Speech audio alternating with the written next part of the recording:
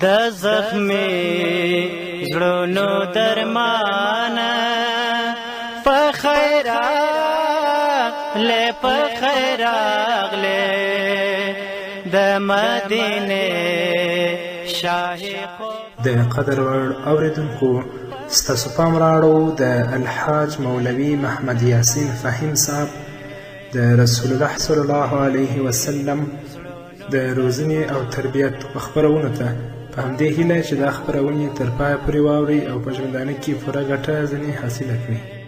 د مدینې شاهي خوبانه په خیر راغلې په خیر راغلې. بسم الله الرحمن الرحيم. الحمد لله رب العالمين حمد الشاكرين، الصلاة والسلام على سيد الأنبياء والمرسلين سيدنا ونبينا وشفيعنا ومولانا محمد وعلى آله وأصحابه الطيبين الطاهرين. قدرمن اوریدونکو د ژوند د لارې د خپرونې مینوالو، السلام علیکم ورحمة الله وبرکاته. ستاسو روغتیا او خوشحالي د پاک رب نه غواړم، په دې هیله چې د صحت او عافیت جامې په تن ولرئ او خوشحالي مو په برخه وي. دا دی زه محمد یاسین فهیم د ژوند د لارې د خپرونې په وړاندې کولو کې ستاسو په خدمت کې یم. زموږ د نن ورځې د خپرونې موضوع بیا هم د محمد رسول الله صلی الله علیه وسلم د روزنې او د تربیت طریقې. د پیغمبر علیه الصلاة والسلام د روزنې او د تربیت د طریقو څخه یوه لاره مینه او زړهسوی و. هغه څوک به چې رسول اکرم صلی الله علیه وسلم رابلل او هغو ته به دعوت ورکوه، ډیر په مینه به دا بلنه کوله او دا بلنه به ډیر په زړه سواندې کوله. د اصلاح او روزنې په لړ کې رسول الله صلی الله علیه وسلم د مینې، محبت او زړهسوي څخه کار اخیسته. د هغه د زړه له تله څخه راوتلی غږ به په نیغه د اوریدونکي په زړه کې ښکته کېده. د رسول الله صلی الله علیه وسلم انداز او چلند به دومره خیر غوښتونکی او خواخوږی و چې اوریدونکي به د سرغړونې او بې پروایي جرأت نشه کولی او سمدلاسه به د هغه خبرې ته د عملي جامې در اغوستلو لپاره چمتو کېده. لکه په مخکې خپرونه کې تاسو د عمر بن ابي سلمه رضی الله تعالی عنه واقعه واورېدله چې هغه به په کاسه کې چې کله خوراک کوه د کاسې هر طرف ته به یې لاس وروړه. اما رسول الله صلی الله علیه وسلم په کم انداز سره او په څنګه مینې سره هغه ته نصیحت کوي او هغه ته روزنه ورکوي. کله چې رسول الله صلی الله علیه وسلم د خپلې روزنې لاندې ماشوم په بې سلیقه‌یي خوراک ولیده، نو رسول الله صلی الله علیه وسلم خپل تندی په هغه باندې تریو نه که، په ژبه یې سخت ټکي او الفاظ رانه وړل، سخته او تیزه لهجه یې غوره نه کړه، بلکې د ډوډۍ خوړلو آداب یې په داسې طریقه او بڼه ورته وښودل چې له هغې وروسته یوازې عمر بن ابي سلمه رضی الله عنه د هغو پابندي ونه کړه، بلکې د هغه ټول امت تر اوسه پورې د هغو پابندي کوي. نو د روزنې لپاره، د بلنې لپاره داسې لاره غوره کړئ چې هغه د راتلونکي لپاره نمونه او مثال وګرځي. که زموږ خویندې، زموږ ورونه په خپلو کورنیو کې د خپل اولاد تربیت کوي، هغه روزي باید په داسې طریقې سره وروزي چې ستاسو د تربیت او د ستاسې د روزنې نه هغوی متنفره نشي، هغوی کرکه ونه کړي، بلکې په داسې الفاظو، په داسې مینه او په داسې لهجو سره هغوی ته بلنه ورکړئ، د هغوی روزنه وکړئ چې هغوی بیا د سرکشي لاره کله هم غوره نه کړي.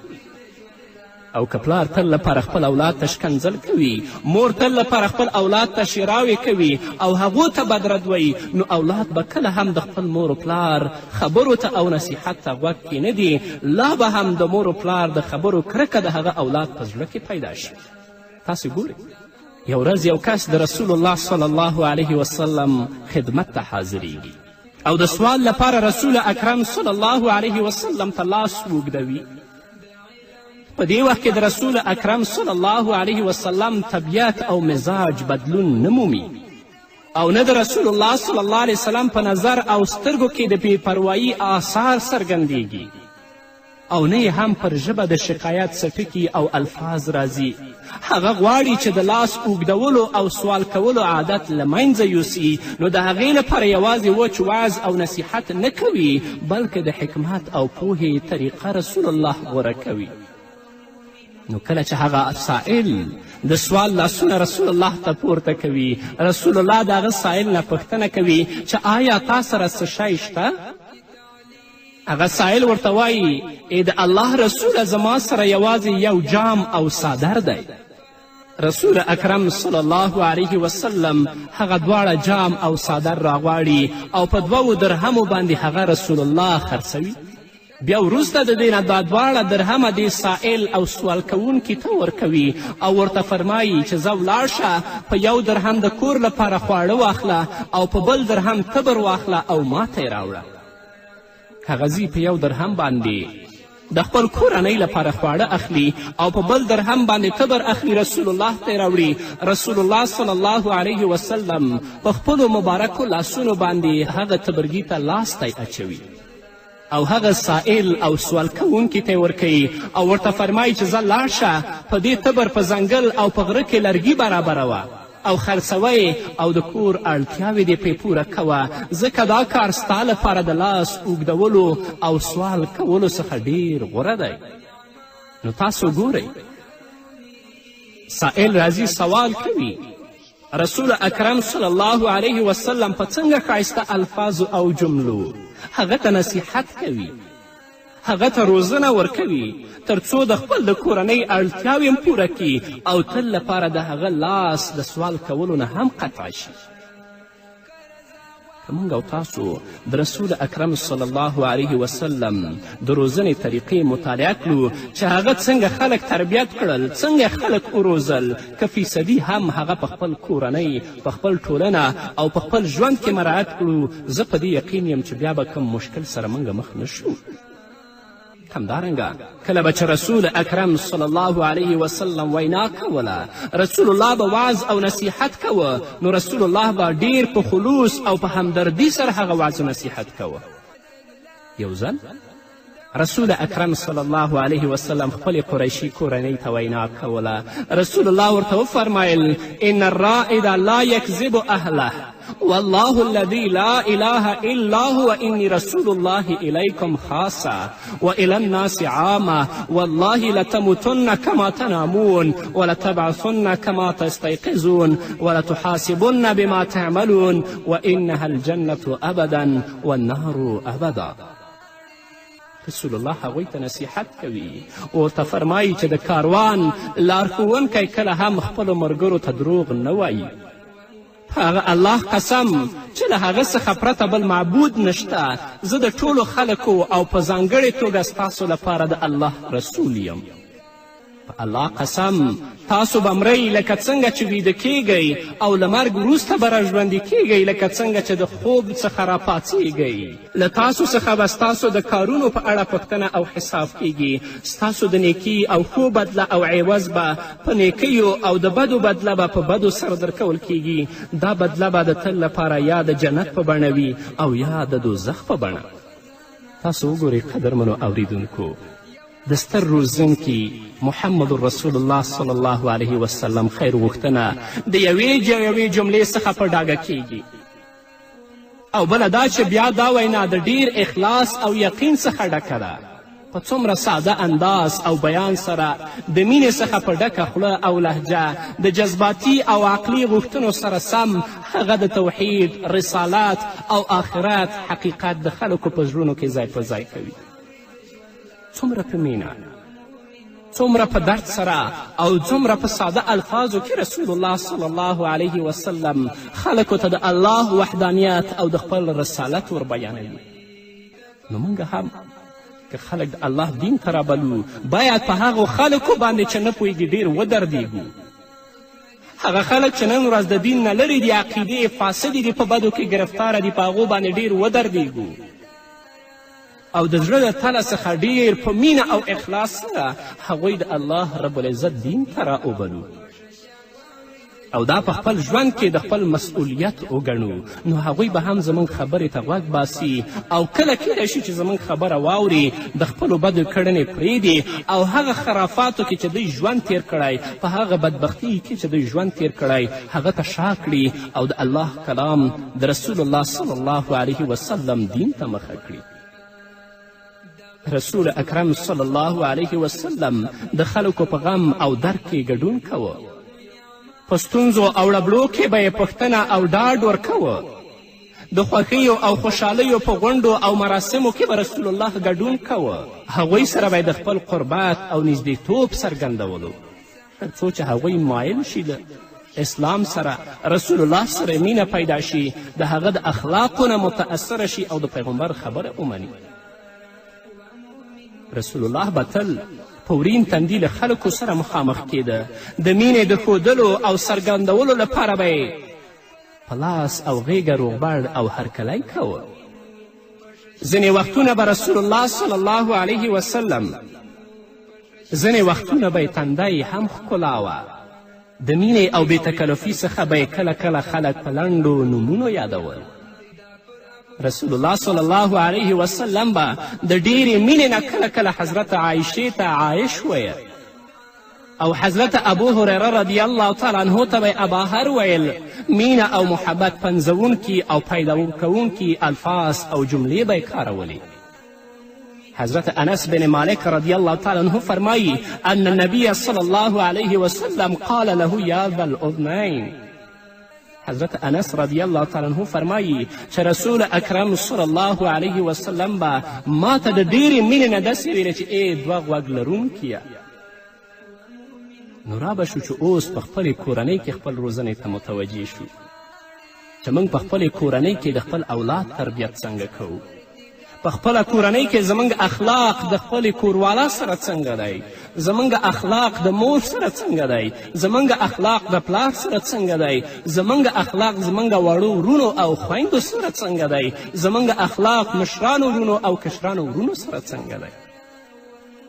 تاسو راشئ د رسول الله صلی الله علیه وسلم روزنه وګورئ چې هغه خلک څنګه تربیت کوي، څنګه خلک د الله دین ته رابلوي، په داسې الفاظو او په داسې جملو سره د خپل وینا شروع کوي چې اوریدونکی بیا غوږ بل طرف ته نه متوجه کوي، تل دې ته متوجه یي چې د رسول الله وینا څنګه واورم او څنګه په خپل ژوند کې عملي کړم. الله رب العزت دې موږ ته توفیق راکړي چې د رسول اکرم صلی الله علیه وسلم ویناوې په خپل ژوند کې عملي کړو او کومه د روزنې او د تربیت طریقې چې رسول الله غوره کړي دي په خپل ژوند کې هغه عملي کړو چې هم به د دنیا ژوند او هم به د آخرت ژوند زموږ ښایسته وي. په دې هکله به نور هم واورو قدرمنو اورېدونکو په هغه د یوې دمې نه وروسته.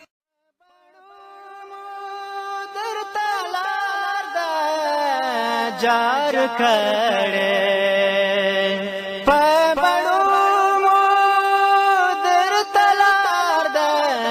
جار کړې ژدا قدم پر خیر مانا په خیر له په خیر اغله ژدا قدم پر خیر مانا په خیر له په خیر اغله د زخمه زړونو درمانا په خیره له په خیره. قدرمنو اوریدونکو بیا هم زموږ سلامونه او نیکې هیلې ومنئ. یو ځل د حضرت انس رضی الله تعالی عنه د ورور د حضرت ابو عمیر رضی الله تعالی عنه مرغۍ مړه شوې وه. هغه ماشوم و نو هغه د خپل مرغۍ په مرګ باندې ډیر خفه و او ناست و. نبی کریم صلی الله علیه وسلم راغی نو د مینې څخه یې په ډک انداز ویلی یا ابا عمیر ما فعل النغیر.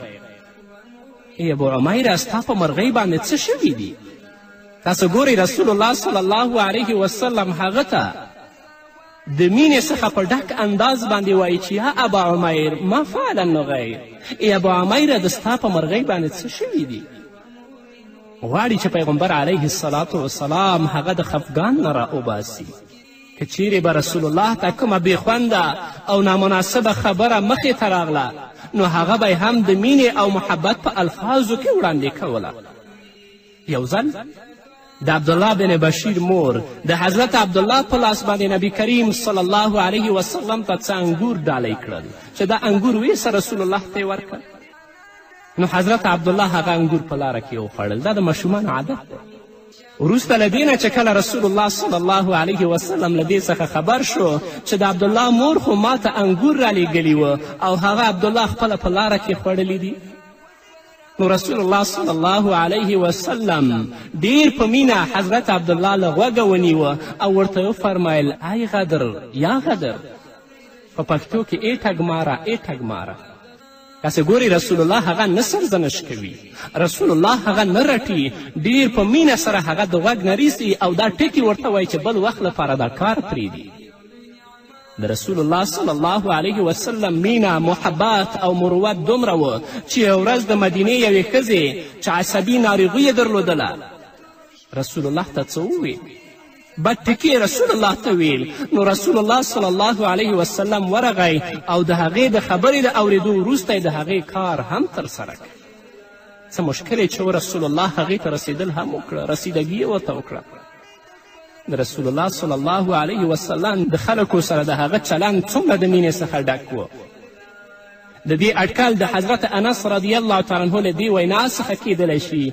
حضرت انس وایي خدمت رسول الله صلی الله علیه وسلم 10 سنین فما قال لي اف قط وما قال لشيء صنعته لما صنعته ولا لشيء تركته لما تركته وكان رسول الله صلی الله علیه وسلم من احسن الناس خلقا. انس بن مالک رضی الله تعالی عنه وایي زه 10 کاله د رسول الله صلی الله علیه وسلم په خدمت کې وم، خو هغه په دې دومره موده کې ما ته اف قدرې هم نه دی کړي. ما چې هر کار هر ډول کړی نو هغه راته نه دی ویلي چې داسې دې ولې وکړه او که مې کوم کار نه دی کړی نو نه دی ویلي چې ولې مو نه دی کړی. رسول الله صلی الله علیه وسلم په ټولو انسانانو کې د ښه او غوره سلوک او خلق خاوند و. دا د رسول الله د روزنې طریقې وې. همدغه شان چلند د هغه د وینځو او خادمانو سره هم و. هغه هیڅکله هم د دوی څخه په یو هم لاس نه دی پورته کړی چې رسول الله پې لاس پورته کړی او هغه یې وهلی یا ډبولی. راشئ خپل ژوند ته وګورئ چې زموږ روزنه څنګه ده، زموږ تربیت څنګه دی، زموږ خلکو سره او په ټولنه کې چلند څه رقم دی. راشئ رسول الله د روزنې طریقې یادې کړئ. پرلپسې 10 کاله د هغه په خدمت کې پاتې شوی شخص د هغه د مینې څخه په ډک چلند د تایید او تصدیق مهر لګوي. لکه حضرت انس چې وایي د هغه یو لفظ او ټکی هم کله د چا د ګیلې او شکایت لامل نه دی ګرځېدلی. د هغه د مینې او زړهسوي رویه یوازې تر خپلوانو محدوده نه وه بلکې د دښمنانو سره هم دا ډول چلند کوه. د رسول الله په زړه کې د مینې او محبت اټکل موږ له دې پیښې څخه کولی شو. کله چې د مکې مکرمې خلک له قحط سره مخامخ کیږي نو رسول الله صلی الله علیه وسلم د غلې تر څنګ غریبانو ته 500 اشرفۍ هم ورلیږي. د کوم ښار خلک چې د رسول الله سره 3 کاله اقتصادي پریکون اعلانوي د هغوی لپاره د ژوند ژواک د وسایلو بندوبست کوي. رسول الله د کور او د کلي څخه هم ایستلی. رسول الله صلی الله علیه وسلم ته یې بدې ردې هم ویلي دي، خو چې کله هغوی د قحطي سره مخامخ کیږي رسول الله غلم ورلیږي او د غریبانو لپاره 500 اشرفۍ هم ورستوي. همدارنګه رسول الله چې کله طایف ته لاړ خلک یې د الله دین او د الله وحدانیت ته راوبلل، خو د دې پر ځای چې هغه خلک د رسول الله دعوت ته لبیک ووایي، د رسول الله بلنه ومني، رسول الله په کاڼو او په تیږو ولي، خو رسول الله صلی الله علیه وسلم بیا هم په خپله ژبه باندې هغوی ته بد الفاظ نه راوړي. هغه فرښته ورته راځي چې یا رسول الله ته ماته امر وکړه چې طایف د دې 2 غرونو ترمنځ راګیر کړم، خو بیا هم رسول الله ورته وایي بل ارجو ان یخرج الله من اصلابهم من یعبد الله وحده لا یشرک به شیئا. رسول الله ورته وایي زه هیلهمن یم چې د دوی راتلونکي نسل به د یو الله عبادت کوونکي او شرک نه کوونکي شي. په نسل کې خو باید داسې څوک پیدا شي چې هغه به د الله عبادت کوي او الله سره به څوک په عبادت کې نه شریک کوي. نو لنډه دا چې قدرمنو اوریدونکو نبی کریم صلی الله علیه وسلم بشپړ رحمت او محبت و، لکه څنګه چې الله وایي وما ارسلناک الا رحمتا للعالمین. همدغه چلند و چې خلک د هغه پر حکم سرښندنې ته چمتو ول. د هغه په یو اشاره به یې هغې ته عملي جامه ور واغوستله او دا کار به یې خپل سعادت او نیکبختي ګڼله. په روزنه او اصلاح کې د مینې او زړهسوي لوی او ستر رول وي. که تاسو څوک تربیت کوئ یا چاته څه روزنه ورکوئ چې په هغه باندې زړه وسوځوئ او هغه سره مینه وي، نو د ستاسې دا زړه سواندی او د ستاسې مینه به په هغه دومره تاثیرات واچوي چې کله به هم د ستاسو روزنه او تربیت عبث نشي. نو د الله رب العزت څخه دا دعا غواړم چې هغه موږ د سختي او بېغوري پر ځای د مینې او محبت په صفاتو سنبال کړي، تر څو موږ خپلې دندې او فرایض په ښه او احسنه توګه باندې ترسره کړو او د رسول اکرم صلی الله علیه وسلم د روزنې طریقې په ښه غور سره واورو چې رسول الله خلک څنګه تربیت کړي، د خلکو روزنه یې څنګه کړې، خلک یې څنګه دین ته رابللي، د رسول الله اخلاق، د رسول الله چلند د خلکو سره څنګه و. که هغه په خپل ژوند کې موږ او تاسو عملي کړو نو د خپل مسئولیت به ادا کړی او مثبت اثرات به هم په خلکو باندې پریوتي وي. ټول مسلمانان په ځانګړې توګه زموږ علما باید د خپل ملت او د خپل ولس سره مینه ولري او په هغو باندې زړه وسوځوي، د هغو په ناپوهي باندې ودردیږي، د هغو په جهالت باندې ودردیږي او د خپل کوشش د شپه ورځ نه ستموي، کوشش وکړي چې خلک څنګه د الله دین ته راوبلي، د الله دین نه څنګه خلک خبر کړي او دا دعوت به ډیر په مینه او ډیر په زړه سواندې کوي تر څو چې د دې دعوت او د دې بلنه مثبت او مؤثره واقع شي. د الله رب العزت نه ځان لپاره، تاسو لپاره او ټولو مسلمانانو لپاره د نیکو اعمالو توفیق غواړم او د الله نه دا دعا غواړم چې یا الله موږ ته توفیق راکړه چې د رسول الله د روزنې طریقې یادې کړو او په خپل ژوند کې بیا هغه موږ عملي کړو تر څو چې زموږ د دنیا او د آخرت ژوند ښایسته شي. په همدې هیله نو قدرمنو اورېدونکو، دا وه زموږ د نن ورځې خپرونه چې ستاسو درانه حضور ته وړاندې شوه. تر بلې خپرونې پورې چې زه بیا هم ستاسو درانه حضور ته راځم، تاسو ټول په پاک رب سپارم. پاتې ژوندم نیکمرغه، ښاد، بریالي او کامیاب اوسئ.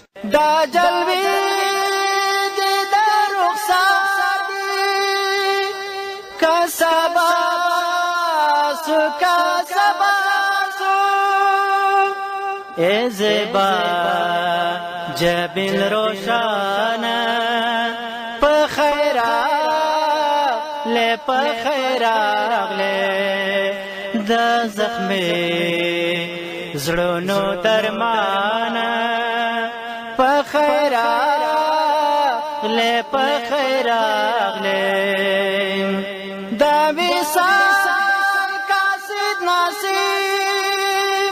نسیم دې زری راوړ د ګلو نو ډک کاروانه په خیراغله په خیراغله د ګلو نو ډک کاروانه